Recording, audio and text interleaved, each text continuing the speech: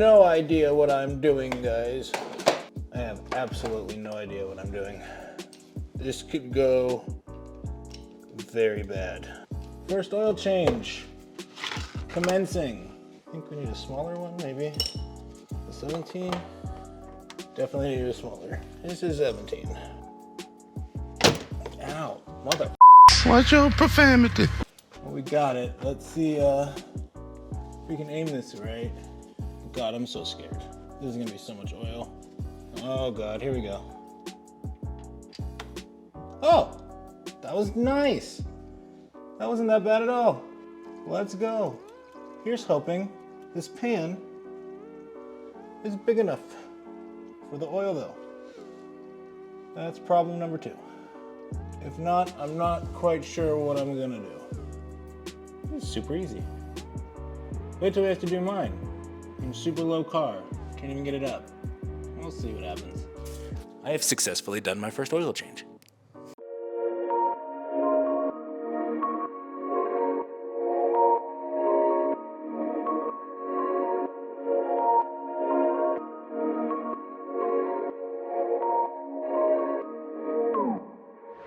So as you can see, we have all of the suspension parts that we need to stance this car.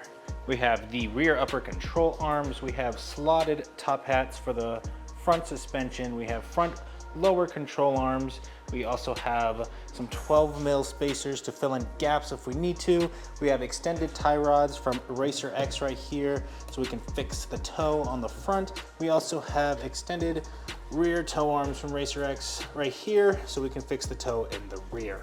Today, my main focus is going to be in the rear and getting that done because the rear always gives me the most trouble. We're going to be focusing primarily today on getting this rear upper control arm out of here and replacing the toe arm in the rear right here. Hopefully everything goes smooth and it's nice, easy, smooth install process. Most likely not, but we'll see. I know the rear toe arms are gonna be pretty easy. It's just pretty much a swap. The rear uppers are making me a little bit more nervous only because they're kind of tight in the back and trying to get those nuts. It's gonna be kind of difficult, but at least we got nice ASMR rain sounds going on in the background while we install.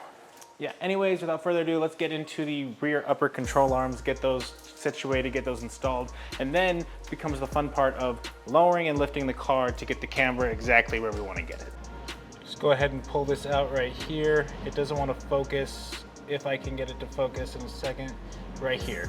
You're gonna take it out, pull it out.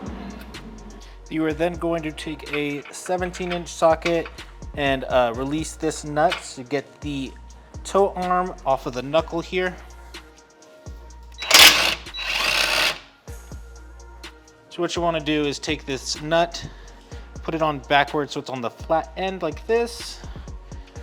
You're going to take a rubber mallet and knock this nut out of the knuckle.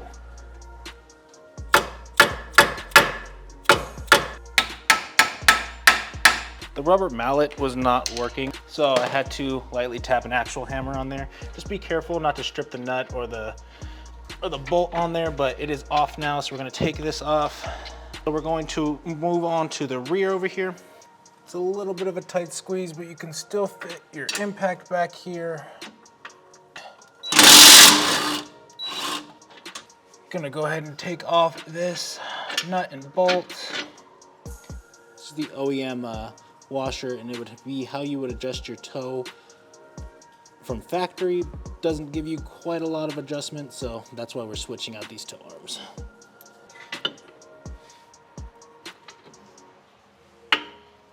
We're now going to take our nut and washers from our Racer X. We're going to put one washer through the bolt, put our new toe arm up in. Also going to do the exact same thing on this end, one washer and the nut.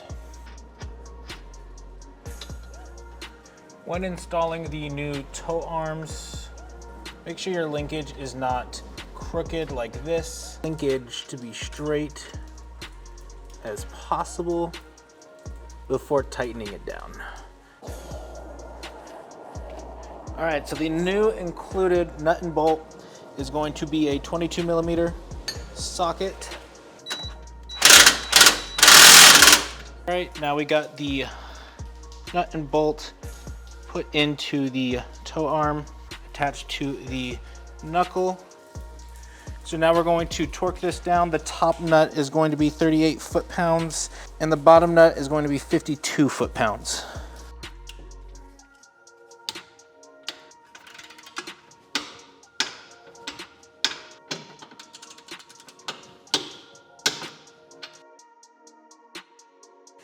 So I don't know how well you guys can see this. For the rear upper control arms, there is a nut right here, the 17 mil nut, and on the other side also a 17 mil nut that we're going to have to take off. There is also brake lines connected to the rear upper control arm that we need to unnut and get off. And those are going to be a 112 mil here on the front, 110 mil in the middle, and in the rear another 10 mil. Go ahead and use a breaker bar to try to get this a little bit loose. It's a bit of a tight squeeze without the breaker bar.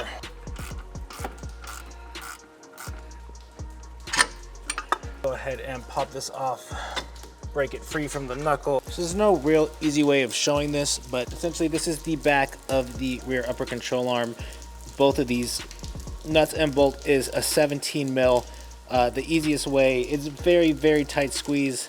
So the easiest way to go ahead and do this is get a 17 mil socket onto a breaker bar, try to break it loose as much as you can, and once it's loose, try to ratchet or wrench out these nuts and bolts.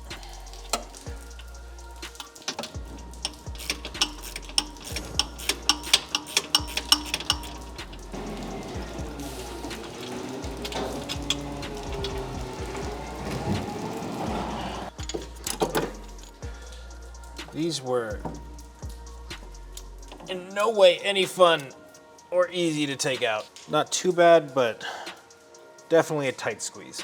All right, so getting that out was not easy at all, but we got the first rear upper control arm out of the car. But over here, by stock, you can see how much more camber these rear upper control arms just by stock give you. All the way with the first knuckle still on will give you -6 camber. We're gonna go ahead and rock with that -6 camber, see what it's like. We got spacers, we got everything to try to get the fitment correct. So we're gonna rock -6 camber. If it's too much, we'll go back in, push it a little bit further, and go from there. But for now, we're gonna go ahead and just rock this at stock -6. I forgot to mention that when installing these, make sure you install them all the way in to the max camber that it allows you to from stock with all 3 of these nuts still on. And then once it's on the car, you're going to adjust all of your camber through this middle nut right here, which is your turnbuckle. All your camber adjustment's going to be through here. Unless you're going for the absolute max camber, which is taking off both of these, and it's just the turnbuckle, then you would just leave it all the way in just like this for max -11 camber. But for this setup, make sure this is screwed in all the way in as much as possible, then make all your adjustments through the turnbuckle right here. All right, I don't know how well you guys are going to be able to see this, but we're going to be reusing our factory nut and bolt from our old upper control arm. All right, we're going to try and slide this upper control arm in as best as we can. Bit of a tight squeeze, not the easiest thing in the world. Also make sure these bushings don't fall out.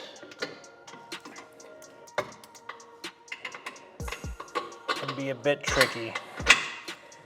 Got one in, so now that's gonna make it so much easier for us. Bolts in, they go from the inside out. The nuts go on the outside.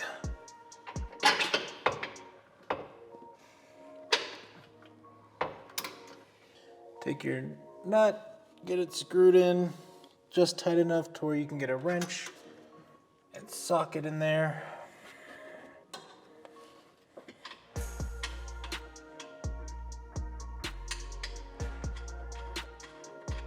So we can torque these down.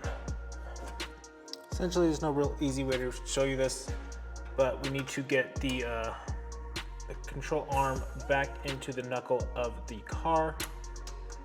And then go ahead and kind of just tighten this bolt, the brake line a little bit. All right, so what I found the easiest to do is to get a jack underneath the knuckle here, so you can play with it a little more without feeling like you're gonna drop it. Kind of just push it into place, and then put your old OEM bolt back in there.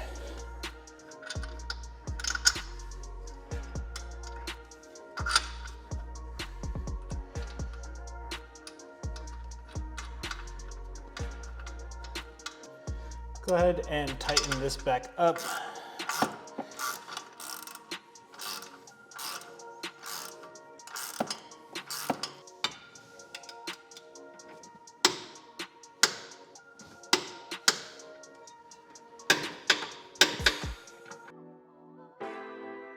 What are you doing? You got me in a very vulnerable moment. I am not okay. I am not. All right, so it's actually the next day. I got the other side rear lower control arm into the car. I don't know how well I filmed installing the first one, but I hopefully it was good enough for you guys to get an understanding of how to put these in. But yeah, these are the final results. Can't really see on camera. Go on the back right here. Max camber, like I said when I was showing you how to adjust them, is -6, and this is the result. So this isn't going to be -6 because this is the result of me playing with it for hours, lifting the car up, putting it back down to getting it just perfect of where I needed it. So it's probably about -3, -4. I would say more -4 because the fronts are about -4 and they're about even with the fronts. So yeah, this is what you can achieve, and this is on the lowest end. You can go so much more, get -10, -11. I had it on the max, and that thing was super tucked. So this is on the lower end of what you can achieve with this negative camber on the rear lower control arms. But just to give you guys a general ballpark of how long this might take you, this took me quite some time. It is not easy. It's a tight squeeze, a tight fit to get the ratchet and the wrench to even get them off. So general ballpark, it's gonna take you around maybe 4 to 5 hours, I would say, to getting it out and getting it in. If it's your first time, if you've already done this, you know what you're doing, obviously you can do it probably like an hour or 2. But if it's your first time trying to put these in, just expect one of them to take you about 4 or 5 hours just to get it out and get it in. Don't do that to me. I have goblin pose. But yeah, I hope this video helps you guys installing these lower control arms. I know I did not see any online. I pretty much had to do this on my own. There was a few videos of people trying to explain it, but they didn't really do it a whole lot. There was a few videos online, but they didn't explain it in depth. They didn't go into what you needed to torque the lug nuts to in the rear or on the top of the actual rear lower control arm. So I'm gonna put all of the torque specs down in the description below if you need them. I hope this video helped you guys out. I'm going to now get started on the front lower control arms, and that's gonna be in a whole different video. So I'll catch you guys in that one.